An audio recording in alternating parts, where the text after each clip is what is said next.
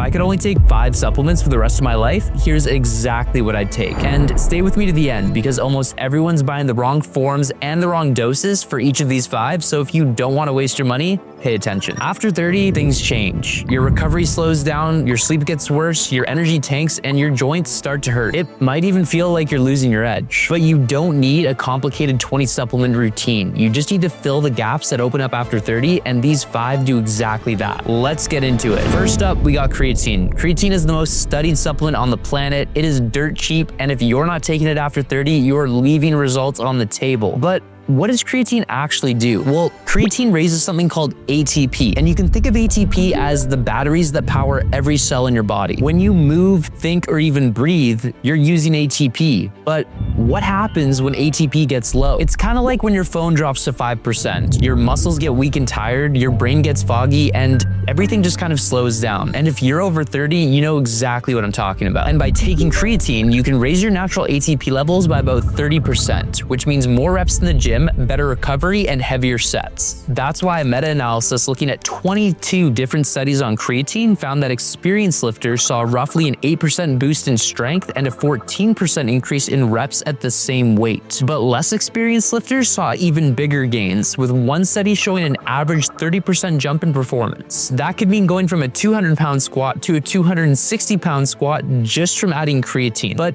strength isn't the only benefit. 95% of creatine is stored in your muscles, but about 5% is stored in your brain, which is why a 2024 meta-analysis reviewing 30 years of data found creatine measurably improved memory, attention, and processing speed. But here's the mistake almost everyone makes when they buy creatine. Supplement companies love selling newer forms like creatine HCl or ethyl ester. They cost way more than normal creatine monohydrate, but they don't work any better. So stick to creatine monohydrate. It's the cheapest form, and over 700 human studies back its safety and efficacy. But you need to watch where you buy it from, because about 90% of the world's creatine comes from China. And research has shown Chinese-made creatine can contain up to 5.4% dicyandiamide and up to 0.09% dihydrotriazine, 2 impurities you do not want in your body. So look for creatine monohydrate with the CreaPure certification. That's the creatine made in Germany, and it's the gold standard for purity and quality. For dosing, take 5 grams per day, anytime. Timing doesn't really matter, but I recommend you take it at the same time every day just so that you remember to take it. Now, if you want to maximize the cognitive benefits, you can experiment with higher doses. I typically take 15 to 20 grams per day, and a lot of my clients have seen benefit above 10 grams per day. Next up, we got magnesium, and over 75% of people do not get enough magnesium, so odds are neither do you. And that's a problem because magnesium powers over 300 chemical reactions within your body. So if you're running low, here are the 3 areas you'd notice it most. First is sleep. Now, magnesium is what lets your body drop into deep and REM sleep. It activates GABA, which is your brain's quiet down signal, and this is actually the same pathway that prescription sleep meds target, but without the grogginess or risk of dependency. So if you're sleeping 7 to 8 hours per night, but you're still waking up tired and groggy,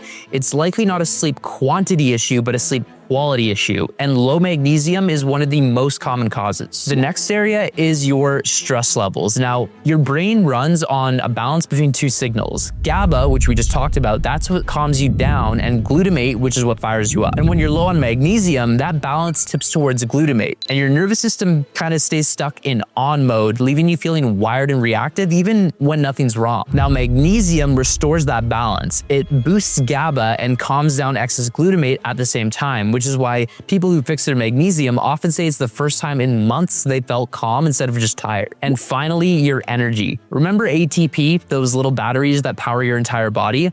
Well, magnesium is what actually converts that ATP into usable energy. So you could have all the ATP in the world, but without enough magnesium, your cells can't actually unlock it. Low magnesium caps your energy at the cellular level, no matter how much you eat or sleep. But most people make the mistake of buying magnesium oxide, and the problem is magnesium oxide barely gets absorbed by your body. It just pulls water into your gut and out the other end. So yeah, it's a great laxative, but pretty useless for sleep, stress, or energy. So if your goal is sleep and calm, get magnesium glycinate. It's the easiest form for your body to absorb, and it's gentle on your stomach. And if you want the brain-specific benefits too, like sharper focus and memory, magnesium L-threonate is the only form shown to actually reach your brain in meaningful amounts. For dosing, 200 to 400 milligrams of glycinate, 30 to 60 minutes before bed, and if you're stacking it with with threonate, most people run 1 to 2 grams daily, split between morning and night. On to number 3, we got vitamin D3. Now, vitamin D3 is very interesting because it's not just a vitamin, it's actually also a hormone. That means it doesn't just support one system, it sends signals to almost every cell in your body. Vitamin D receptors show up in nearly every tissue you have, your muscles, your brain, your immune cells, even testicles in men. That's why being deficient can wreck several systems at once. But 75% of people are either deficient or insufficient in vitamin D. And if you're low on vitamin D, you'd likely notice it first in your immune system. Vitamin D activates your immune cells and tells them how to respond. And without enough of it, your immune system either overreacts or reacts too slowly, which is why people low in vitamin D get sick more and stay sick longer. Low vitamin D would also impact your hormone production. Since vitamin D is a hormone itself, it helps regulate your hormones your body makes, including testosterone. Multiple studies show men with low vitamin D also tend to have lower testosterone, and fixing the deficiency is linked to higher testosterone. So if your energy, drive, and recovery have dropped over the years, don't just blame it on age. Go get your vitamin D checked first. Another negative impact of vitamin D is weak bones and poor joint health. Vitamin D controls how much calcium your body absorbs from food, and without enough, you could eat plenty of calcium but still fail to build strong bones because your body can't do anything with it. This is also why low vitamin D can show up as stiff, achy joints and not just fatigue. But most people make the mistake of taking vitamin D by itself, which you don't want to do because vitamin D increases how much calcium your body can absorb. And without vitamin K2 to direct that vitamin D into your bones, some of it can end up in places you don't want it, like your arteries. So always pair your vitamin D3 with vitamin K2. For dosing, most healthy adults need 2,000 to 5,000 IUs of D3 daily, paired with 900 to 180 micrograms of vitamin K2. This is one supplement on the list you definitely want to get tested for. Get your blood checked because the right dose can look very different for each person depending on where you're starting. Coming in at number 4, we got fish oil. So what does fish oil actually do? Way more than you probably think, but only if you buy the right kind. You see, most fish oils in the market are basically a scam because they're underdosed in the 2 omega-3s that actually matter, EPA and DHA. Your body can't make these on its own, yet they're essential because they form the cell membrane around almost every cell in your body. So when you're low on them, your whole body suffers because it can create damage at the cellular level. Your brain, your recovery, and your inflammation are all negatively impacted. But don't just take my word for it. Let me show you. This study followed 2 groups of trained lifters through the exact same lifting program for 8 weeks. The only difference was one group also took 3 grams of omega-3s per day. And here's what happened. The omega-3 group had lower inflammation markers, better cholesterol, and improved markers tied to brain function and recovery. But it didn't stop there. They also had bigger gains, more strength on bench, more lower body strength, and better sprint performance. Remember, they followed the exact same program. The only variable was the omega-3s, and it moved almost everything they measured in the right direction. It's also worth noting that another study showed people who eat fish at least once per week have a 60% lower risk of Alzheimer's compared to those who rarely eat it. Given the fact most people don't eat a ton of fish, a high-quality fish oil supplement is a no-brainer. But here's the mistake almost everyone makes. They see 1,000 milligrams of fish oil on the bottle and they think they're covered, but they don't realize that's the weight of the fish oil, not the EPA and the DHA. And if you look at these bottles, you'll see they have maybe 300 milligrams of combined EPA and DHA per serving, meaning you'd need 3 to 4 servings of this to hit an effective dose. So look for a fish oil that gives you at least 1,000 milligrams combined of EPA and DHA per serving, not just 1,000 milligrams of fish oil. And for your daily dose, you want to take 1,000 to 3,000 milligrams of combined EPA and DHA every day. And ideally, you take it with a meal with some fat in it, as that will actually help you absorb it. All right, last one, number 5, we got zinc. Now, there are 3 huge mistakes almost everyone makes when they take zinc, and we'll cover all 3, but first let's talk about why zinc actually matters. Zinc is involved in 200 to 300 chemical reactions within your body. It affects your immune function, your hormone production, your tissue repair, and even wound healing. So if you want to not miss work from being sick, have good testosterone and sex drive, and actually be able to recover from your workouts, you do not want to be low on zinc. It's so essential that people born with a rare genetic condition that blocks zinc absorption can actually die from it if not treated properly because their immune systems collapse. Now, you're not going to die from being a little low in zinc, but that extreme case shows how important this one mineral is for your health. Let's cover the big mistakes most people make when taking zinc. Mistake number 1 is taking too much. Most people assume more zinc is always better, but you don't need that much to move the needle. I recommend just 15 milligrams per day. Here's why more isn't better. Zinc and copper compete for the same absorption pathway in your gut, and if you take too much zinc for too long, you create a copper deficiency without even realizing it. So here's how you avoid that from happening. You want to keep a 10-to-1 ratio of zinc to copper. So 10 milligrams of zinc for every 1 milligram of copper. And at 15 15 milligrams of zinc, you don't even really need a copper supplement. You can just easily get enough from whole foods like oysters, potatoes, and dark chocolate. Yeah, I'm actually recommending you eat a piece of dark chocolate every day if you're supplementing zinc. It's an easy way to keep your copper in check. Mistake number 2, not knowing if you're actually low. You see, most people never test their zinc levels, so they have no idea if they need to supplement. There's a simple trick you can try at home. It's called the zinc taste test. You put a small amount of liquid zinc sulfate in your mouth for about 10 seconds. And if you have a strong metallic taste right away, you're probably fine. But if it tastes like plain water or the taste is delayed and faint, you're likely running low. You can and should also do a blood test, but this is a fast, free way to get an idea of whether you need it before you even decide to supplement with it. Mistake number 3, buying the wrong form. You see, most people grab zinc oxide because it's the cheapest option on the shelf, but